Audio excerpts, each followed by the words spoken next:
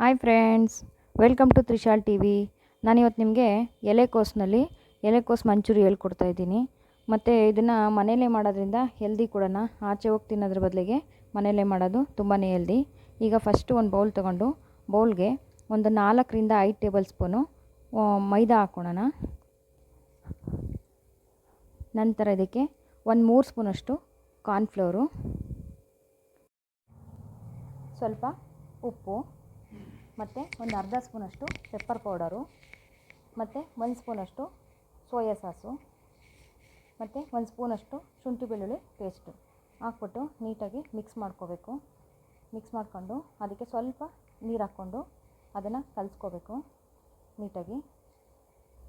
Full mix ಆದಮೇಲೆ ಅದು ಶುಂಠಿ ಬೆಳ್ಳುಳ್ಳಿ ಪೇಸ್ಟ್ ಅದೆಲ್ಲ ಹಾಕೋದ್ರಿಂದ ತುಂಬ ರುಚಿ ಬರುತ್ತೆ ಚೆನ್ನಾಗಿ.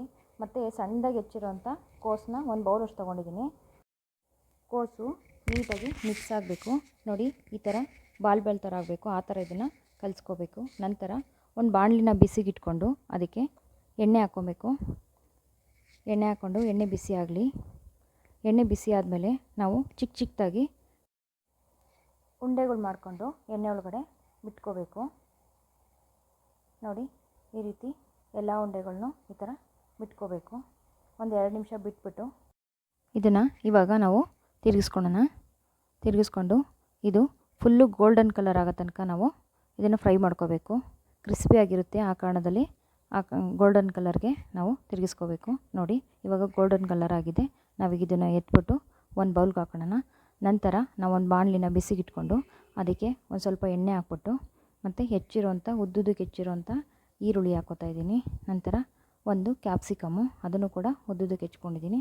ಮತ್ತು ಒಂದು 4 ಹಸಿಮೆಣಸಿನ್ಕಾಯಿ ಅದನ್ನು ಹಾಕ್ಕೋತಾ ಇದ್ದೀನಿ. ಮತ್ತು 1 ಸ್ಪೂನಷ್ಟು ಶುಂಠಿ ಬೆಳ್ಳುಳ್ಳಿ ಪೇಸ್ಟ್ ಹಾಕ್ಕೋತಾ ಇದ್ದೀನಿ. ಹಾಕ್ಕೊಂಡು ನೀಟಾಗಿ ಫ್ರೈ ಮಾಡ್ಕೋಬೇಕು. ಅದು ಫ್ರೈ ಆದಮೇಲೆ ಒಂದು 2 ಸ್ಪೂನಷ್ಟು ರೆಡ್ ಚಿಲ್ಲಿ ಸಾಸು, ಮತ್ತು 1 ಸ್ಪೂನಷ್ಟು ಟೊಮೆಟೊ ಸಾಸು, ಮತ್ತು ಗ್ರೀನ್ ಚಿಲ್ಲಿ ಸಾಸ್ ಹಾಕ್ತಾಯಿದ್ದೀನಿ 1 ಸ್ಪೂನು, ಮತ್ತು ಸೋಯಾ ಸಾಸು 1 ಸ್ಪೂನು, ಸ್ವಲ್ಪ ವೆನಿಗರ್ ಅದು 1 ಸ್ಪೂನ್ ಹಾಕ್ಕೊಂಡ್ರೆ ನಡೆಯುತ್ತೆ. ನಂತರ ಸ್ವಲ್ಪ ಪೆಪ್ಪರ್ ಪೌಡ್ರ್ ಹಾಕ್ಕೋತಾ ಇದ್ದೀನಿ.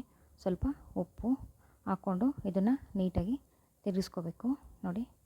ನೀಟಾಗಿ ಒಂದು 2 ನಿಮಿಷ ತಿರುಗಿಸ್ಕೋಬೇಕು. ತಿರುಗಿಸ್ಕೊಂಡಾದಮೇಲೆ ಇದಕ್ಕೆ ಸ್ವಲ್ಪ ನೀರು ಹಾಕ್ಕೊಳ್ಳೋಣ. ನೀರು ಹಾಕ್ಕೊಂಡು ಇದನ್ನು ಒಂದು 2 ನಿಮಿಷ ಹಂಗೆ ಫ್ರೈ ಆಗಲಿ. ಇದು ನೀರು ನೋಡಿ ನೀಟಾಗಿ ಫ್ರೈ ಆಗಿದೆ. 1 ಸ್ಪೂನ್ ಕಾರ್ನ್ಫ್ಲೋರ್ಗೆ ಒಂದು ಸ್ವಲ್ಪ ನೀರು ಹಾಕ್ಬಿಟ್ಟು ಮಿಕ್ಸ್ ಮಾಡಿಬಿಟ್ಟು ನಾನು ಇದಕ್ಕೆ ಹಾಕ್ಕೊಂಡಿದ್ದೀನಿ. ಸ್ವಲ್ಪ ಗಟ್ಟಿ ಬರಲಿ ಅಂದ್ಬಿಟ್ಟು ಕಾರ್ನ್ಫ್ಲೋರ್ ಹಾಕ್ಕೋಬೇಕು ನೋಡಿ. ಇವಾಗ ಆವಾಗಲೇ ಫ್ರೈ ಮಾಡಿ ಇಟ್ಕೊಂಡಿದ್ವಲ್ಲ ಗೋಬಿ, ಅದನ್ನು ಇದರೊಳಗಡೆ ಹಾಕ್ಕೊಳ್ಳೋಣ.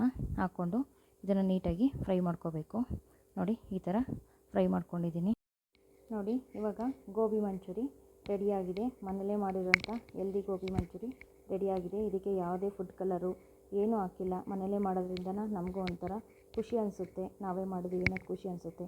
ನಿಮ್ಮ ಮನೆಗಳಲ್ಲೂ ಇದನ್ನು ಟ್ರೈ ಮಾಡಿಬಿಟ್ಟು ಹೇಗೆ ಬಂತು ಅಂತ ಕಮೆಂಟ್ ಮಾಡಿ.